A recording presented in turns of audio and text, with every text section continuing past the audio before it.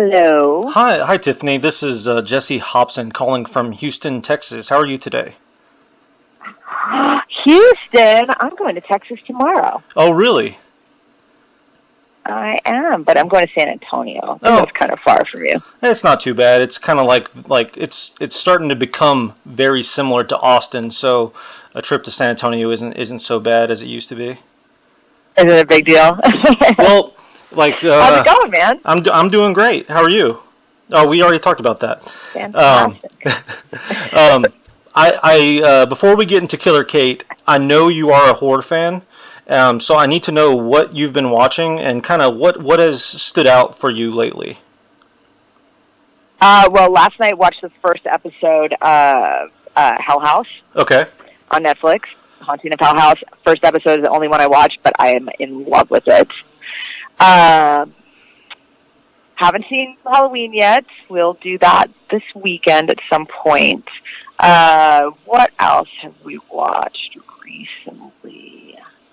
Was it 1984? Yeah, 1985. The Canadian movie with the kids. Yeah. With the kids. Yeah. We watched that. That was pretty cool. Kind of think that's what we're up to. Right? Oh, I did watch some of that Light as a Feather on Hulu with my daughter, and for a 13-year-old, it's kind of awesome. It's very Final Destination-y, but cute and not so horrible, like teenagery that adults won't dig it. You know what I mean? Yeah. There's like kind of this new weird anthology on Netflix we've been checking out. It's kind of like Goosebumps meets like Trick or Treat meets like Tales from the Crypt, but it's like what is it? It's called I think like Creepy Tales or Creep something, but it's on Netflix and it keeps telling us to watch it. So we finally watched it and it's actually pretty. It's fun. It's like that Black Mirror but for like teens. So if you see anything that says creepy cool. pop up, check it out. I will, yeah, and you should definitely dive into Haunting of Hell House.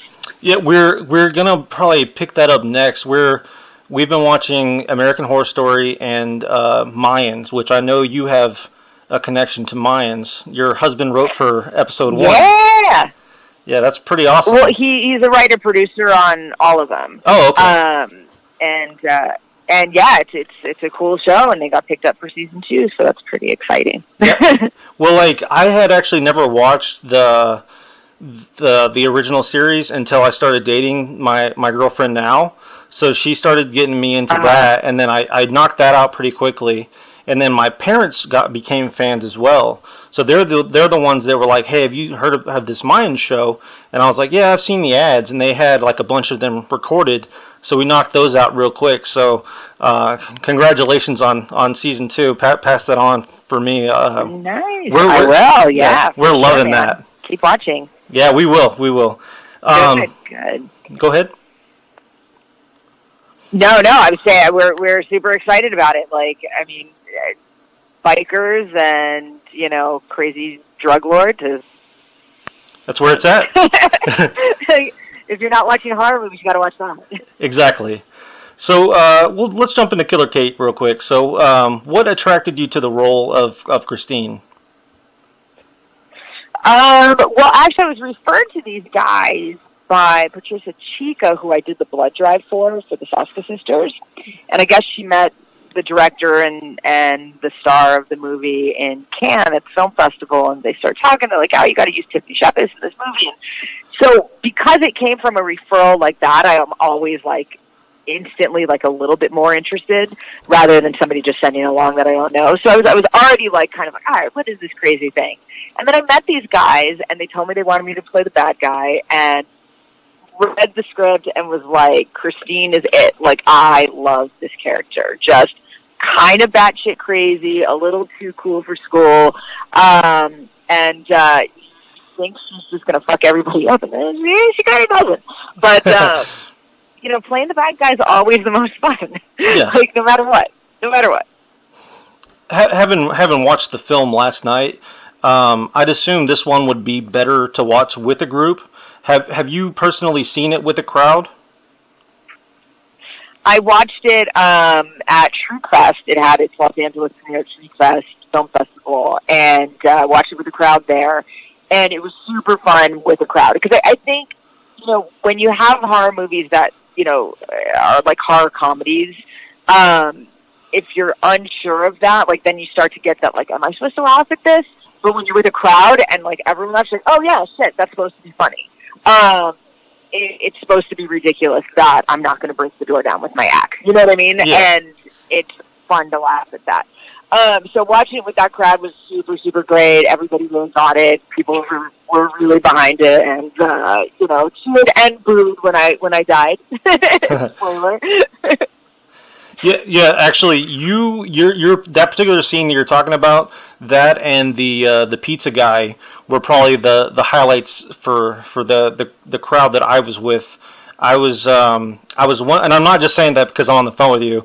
That scene was good, and I was curious as to like what kind of response it provoked when you were like in the crowd. Like, did people like your scenes, or like did people come up to you afterward and be like, "Hey, that was the highlight for me," or anything like that?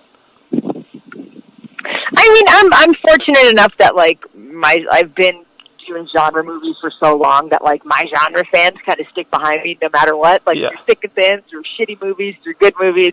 So I fortunately never get people like, wow, you blew in that, or wow, you were terrible. Like generally after, like they're like, no, I love that character. I wish there was more of it, or whatever the case. But in this instance, people were just like, oh wow, that was fun. Like you playing the kind of crazy bad guy for no reason is awesome. I mean, that's kind of like the same approach I take to it. It's like, what are the people that watch this because they're friends of mine or fans of mine? What are they going to want me to do? And it's like, they just want me to look a little crazy and wield around an axe.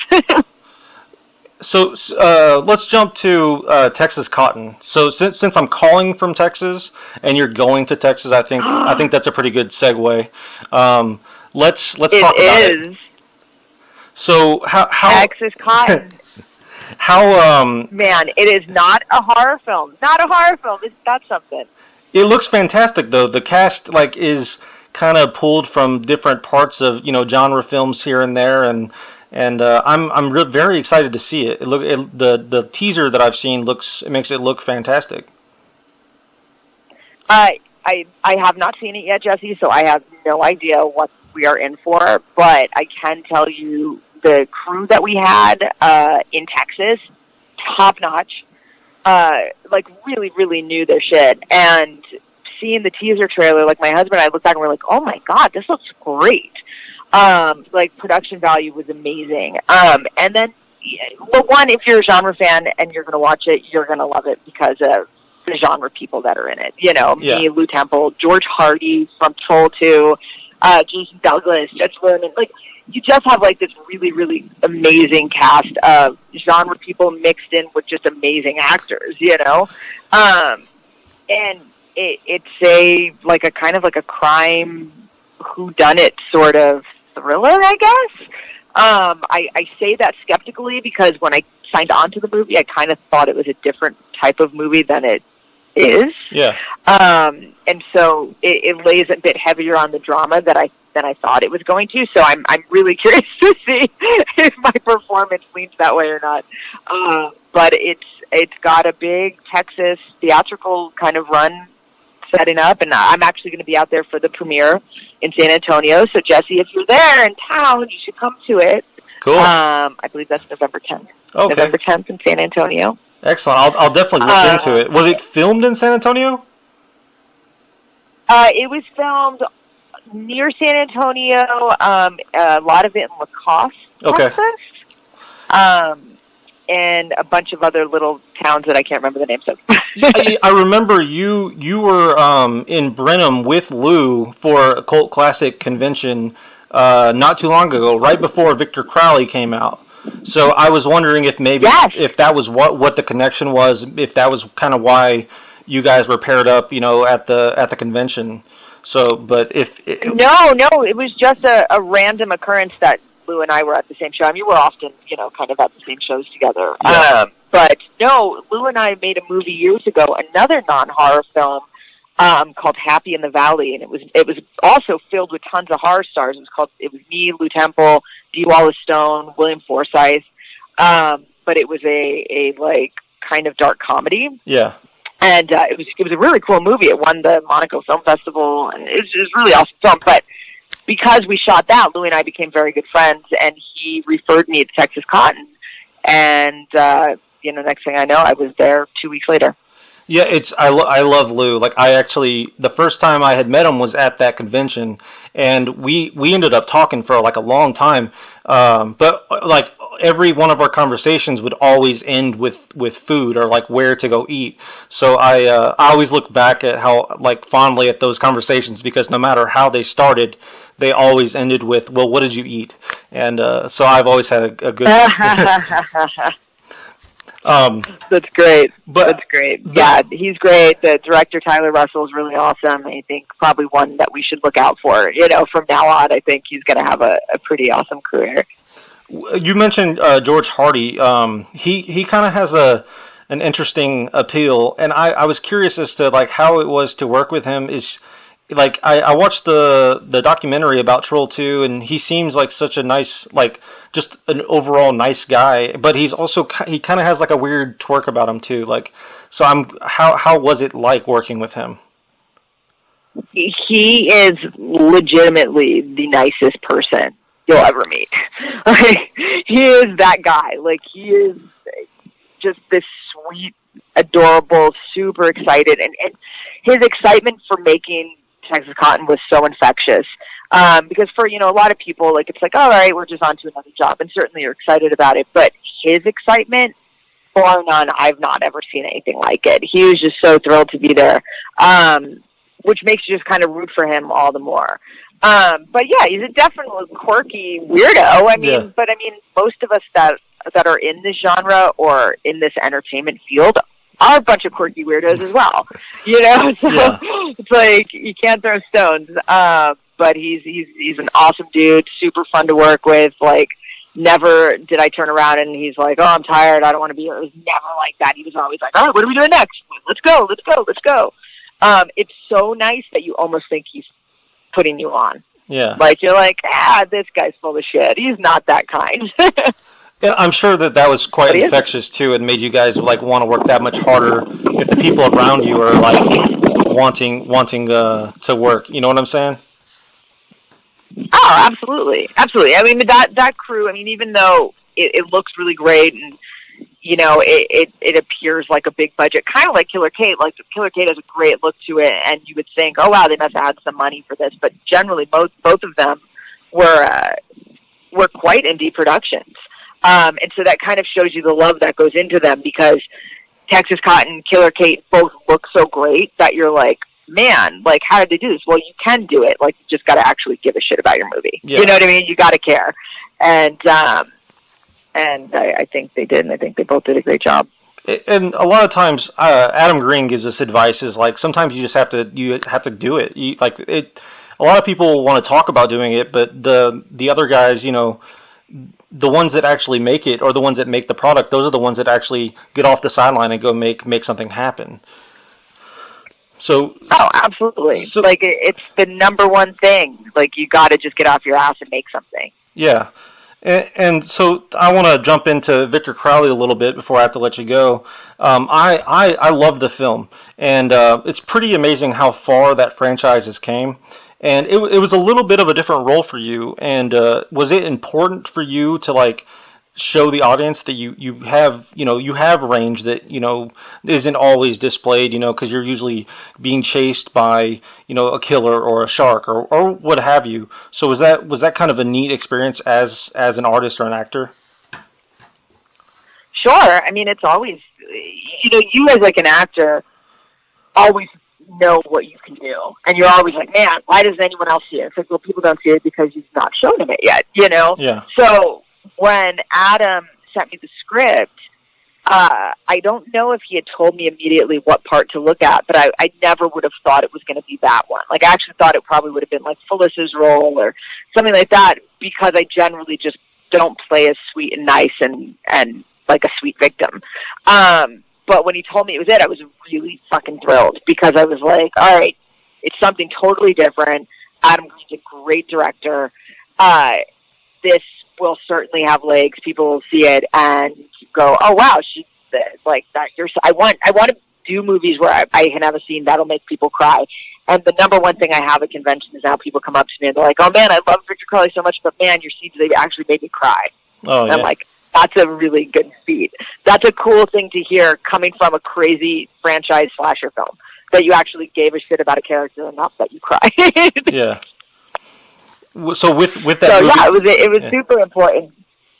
Sorry, with that film, you worked pretty closely with Quinn, who didn't have that much acting experience, but the two scenes the scenes you guys did have together, they sold very well. So I'm curious as to like what led to that working on screen, and what was it like working so closely with Quinn?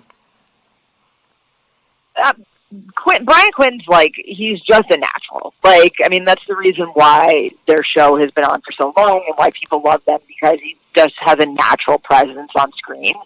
And he's genuinely just a good actor. And he was really nervous coming onto the set. He had never done a movie before. And in my opinion, like, you couldn't tell. Like, he held his own just like anyone else. And like the chemistry, like we didn't work on that movie for very long, maybe a couple weeks. But like when you're making indie low budget films, like you're generally just pretty close. Like people don't have big trailers to go like hide themselves away in. So you're sitting around at lunch talking, like you're talking before you start, you're talking when you end, like you're all texting each other on group threads. You become really close. So it's pretty easy to display that connection on screen when you've created a friendship in a short amount of time. And I think those scenes were great. Like people would not have cried for me if you didn't care about Quinn's character and if you didn't care about their dynamic together as like this kind of weird couple, So I thought he was great. And I was just only mad at Adam Green because he killed me and the baby. Yeah. We actually went to the tour when we went from the convention in Brenham to the one that you and Lou Temple were at. We went from that to go see Adam in Houston for the Victor Crowley tour. And later when the physical release came out, like we had a great time at the show. I watched it again with my parents because they'll watch anything. And that was the only issue my mom had with the film. Is like she's like, that sweet little girl shouldn't have died. So, but and her sweet baby. See? Tell your mom I love her. I'll let her know. She listens to all my interviews, so I'll let her know. Love her. Mom, I love you, and Adam Green hates women and babies. That's it. That's the moral of the story. So with I mean, obviously he knows I'm kidding, by the way. Yeah. Oh well. Whenever they were doing press for that, we had a pretty interesting conversation. It was him and Kane, and then I was so it was just really weird. They were talking about prostitutes, and like I don't know, they got approached at a hotel, and it was a pretty interesting story. Oh, but Joe Lynch, he went I was interviewing him, and then he went and got Adam just to mess with him while I was on the phone, and it was pretty funny because I think Joe was promoting Mayhem at the time, so it's always fun to mess with those guys. But which a little tidbit, I do a sneak cameo in Mayhem. If you go back and watch, look for somebody with drawings all over their face. Okay, I definitely will. You know what's funny is normally I'm pretty good about that stuff, and I don't remember that, but I will definitely have a reason to watch it again. Back. Yeah. There you go. So we talked Easter egg. We talked a little bit about anthologies at the beginning, and I did look up what that show was called. It's called Creeped Out, and it's on the one that's kind of like a Black Mirror for kids. And you have. I saw you have a film listed on your IMDb. Don't Let Them In, and I'm curious as to what details can you tell us about that one? I don't know, because I don't even know what that is. Oh, so it looks like you have a it's in pre-production, or that's what it's listed as, and you have a segment called Campfire Tales, and you're playing, or you're listed as Ray. Yeah, that must be a very, very pre-production thing. That's somebody that I don't know. Gotcha. Sorry. All right. No, it's all good. Sometimes IMDb is not correct. Yeah, I know, and it's like it's pretty wild. I guess so. Let's end on a high note. And obviously you're the like a horror con. What are your Halloween plans? Our Halloween plans were like I said, I'm going to be in Texas this weekend, and then we've got we're throwing a Halloween party at our house for kids, not for adults because we're boring. And then taking our little people out. That's what the life of horror movie actress and writer director husband do. We take our kids trick or treating, and our little dude's going to be a devil, and our older one, they're all crazy. Her and all her teenage friends are being fruit. Oh, okay. Like grapes and pineapples and weird things like that. Well, that'll be fun. So, because they think it's so ridiculous. Well, I mean, yeah, when you're like at that age, you kind of like mock the whole aspect of the holiday, but yes, exactly. It's like you grow out of it and then you grow back into it. It's like a weird diagram. But I guess before I let you go, is there anything? I mean, obviously you're pretty much always working. Is there anything that we should be on the lookout for? Just Killer Kate comes out on VOD October 26th. Also doing a limited theatrical release in Los Angeles. Texas Cotton coming out pretty soon. Doing a theatrical run, I believe, starting November 10th. Through all of Texas and Los Angeles, a few other places. And then I do some voices for the Darkest Night podcast for Shudder. And you should listen to the new season because my stuff is pretty cool. And that is it. Boom. Thank you so much. I really do appreciate your time. And I will try to get to San Antonio for that premiere. Oh, please do. Please do. It's going to be a lot of fun. Excellent. Thank you so much, and you have a great day. Thanks, Jesse. See ya. All right, bye.